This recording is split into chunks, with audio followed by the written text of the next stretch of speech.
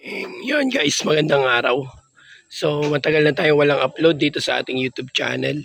So try nating mag long form video. So pasensya na, medyo malat-malat ako at medyo masama pakiramdam ng ating katawan lupa. So yun guys, ikot ko kayo sa loob, pa-check ko sa inyo kung ano-ano na yung mga alaga ko dito at update na din sa mga natitirang ibon guys. So matagal-tagal walang upload. Kung gusto nyo itong makita guys, minsan lang to, samahan nyo ako. Arat na. Beng, syempre nandito na tayo. Bakit hindi pa natin to unahin? So ayan na, sa mga nagtatanong palagi, ilan na lang ibon, marami-rami pa naman. Tapos nagtatry akong mag explore sa ibang mga fancy. So mayroon akong ipapakita sa inyo mamaya guys, mga ibang uri ng fancy pigeon. So sa ngayon na ito guys, flex ko lang to sa inyo. Mga palahi ko na to. Ayan. Ayan. Meron tayong mga satif pa rin, tsaka blondinet. Hindi ko alam kung blue lace yan o sulfur. Ito, Miss Mark Toys na to. Sa satinet yan guys. Mga palahi ko na yan. Gagamitin ko by next year. Tapos ito guys, may mga nag-iitlog. Kung nakatutok kayo guys sa Facebook page ko, so nag-stop breeding ako. Hindi ako nagbe-breed. Siguro may isang buwan na. Uling pa inakay ko guys, mga 1 month old na. So ayun, lahat to hen. Nag-stop breeding ako. Binaklas ko lahat ng hen, tas pinagsama-sama ko. Then yung mga yan, kinulong ko sa mga double cage. Sa mga single cage, nilagyan ko ng separator. Nandun sa kabila, mamaya papakita ko. So ayun yung sa atin natin guys, mga hen, nag-aasawahan. Tapos ayun, makita nyo may mga itlog doon. Tsaka dito. Kanina nga, 2 pa lang yan. So ito naman yung mga blandis hen natin. Mga basal to guys. Bali yung Danlace lang medyo ano dyan. Medyo may edad. So, dahil stop breeding tayo. Ayan, nakapahinga sila. Yung buti na lang umaraw. Maaraw na guys. Kanina kasi maambon-ambon pa. So ayun, medyo may ubo tayo guys. Pasensya na, ganito boses ko. So ito mga ano natin, hen natin, nag-iitlogan kasi fertile sila guys. Tapos nasa hustong edad, pero syempre ayaw mag-breed at tagulan. So wala akong magandang place. Hindi ko mapopokusan. So by next year ako magbe-breed. Matik naman yan, gagamitin ko lahat para isang salang, isang gastos. Yan, kung ilan yung target kong inakay, dami. Makukuha ko kaagad guys after nito. Pag naisalang ko yan.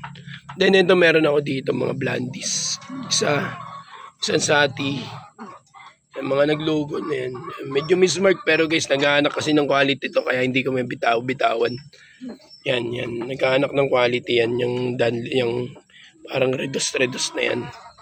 Hindi ko mabitawan kasi solid ang nilalabas yan guys. Sa atin natin yan, nakapahinga. Then may isa tayong yellow na yan.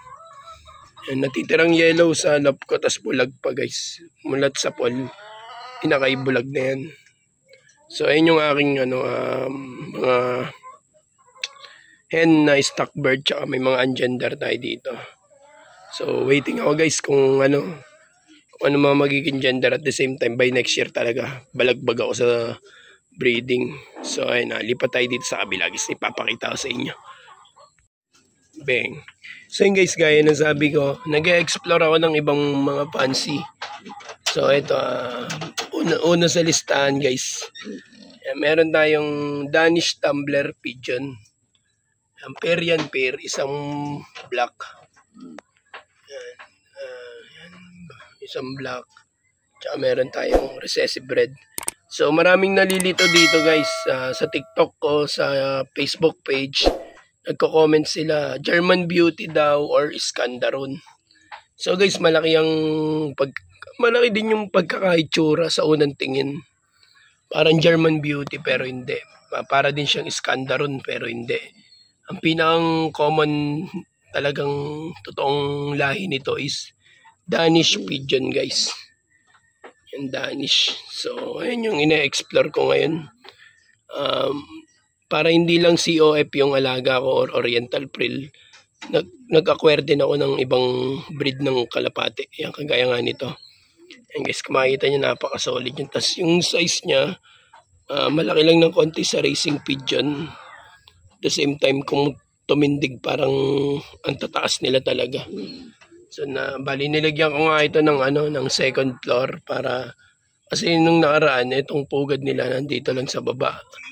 So pag gabi, pag tinitingnan ko sila, nandun lang sila sa pugad. So baka iniisip ko baka tuutin sila ng pusa, kaya nilagyan ko sila ng second floor. And tinalian ko lang, DIY lang. Ayan yung block natin, hen, kasi ito yung cock natin. So ayan guys, all good yan. Kahit paano is meron akong ina-explore na bagong breed ng kalapate. So maya ako magbablog lang tayo ngayon.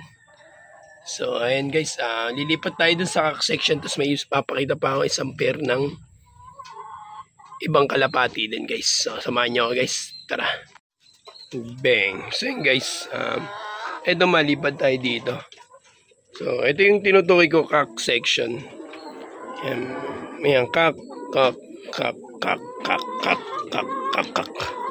So ito guys, ito, ayan, si LeBron James, yellow. Mga paanak ko na to, mga to, karamihan dyan, mga paanak ko na. Luka Doncic, yan guys. Ito, barako din to, mga barako. Nung nakaraan, naglogon sila, so buti na lang talaga binaklas ko. Kasi kung sinalang ko sila na logon, hindi sila mapapatino, tsaka baka ganun din, pangit din ang maging anak. So in-stop ko talaga. Yan, ngayon maganda-ganda na aura niya, base na. Kasi ito guys, dalawang kakto, magkaibigan yan. Mulat sa poll yan, yung dalawa na yan.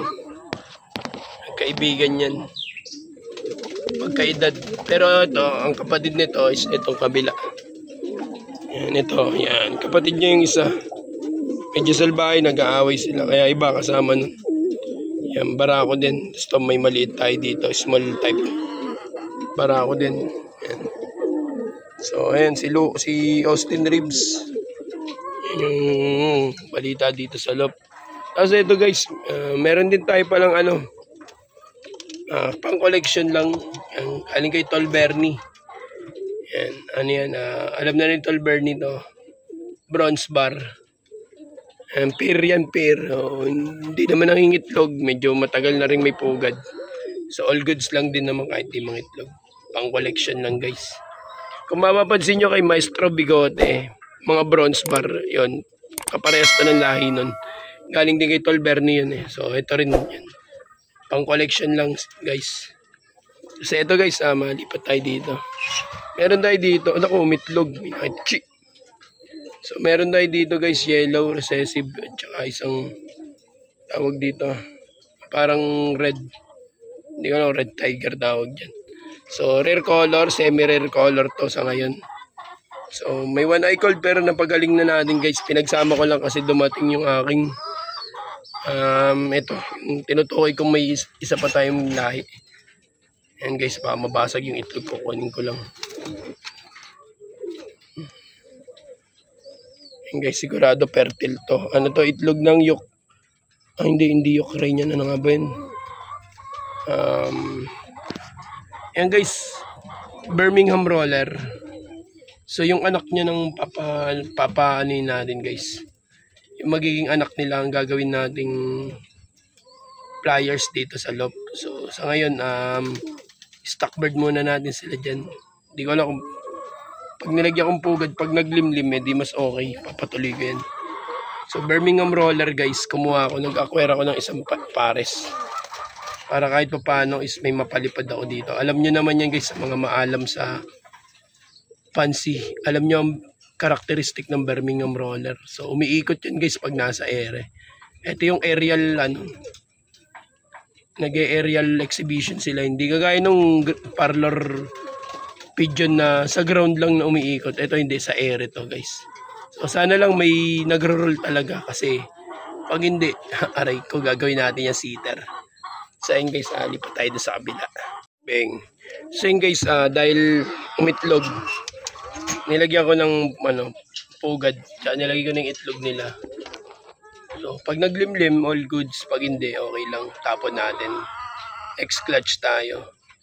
So Birmingham roller. So nilagyan ko ng pugad, sayang eh. Baka sakaling mag-itlog at maglimlim sila dyan.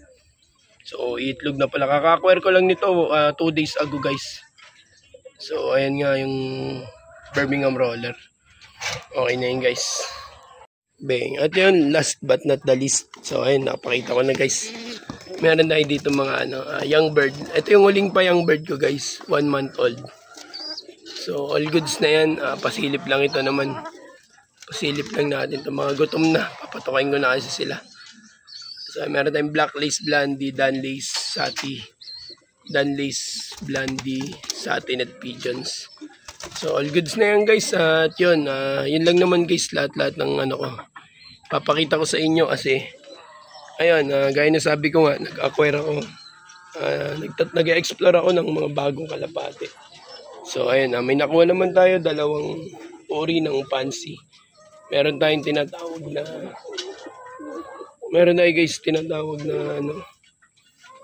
Birmingham roller.